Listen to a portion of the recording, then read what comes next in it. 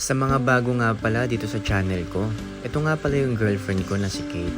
Bukod sa jowa, she is also my lover, my enemy, my supporter, my basher, at kung ano-ano pa. Simple nga lang kami mamuhay pa magkasama kami. Ganoon naman talaga pag in love ka, di ba? Ang importante, basta magkasama kayo ay masaya kayo. Wala man kami sa napakagandang bahay sa video na ito, kontento naman kami sa kung ano meron kami. Basta magkasama kaming kumain, nagkukwentuhan, nag-aasaran, sa lahat ng mga bagay basta magkakasama kami.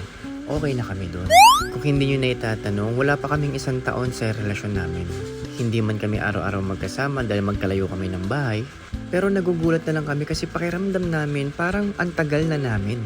Pero sa totoo lang, kakaselebrate lang namin ang aming 4th monthsary noong October 1. Siguro ganun talaga kapag kampante ka, komportable ka, at madami na kayong pinagdaanan at pinagsamahan sa buhay. Kaya kung single ka pa, mainggit ka, follow mo ko.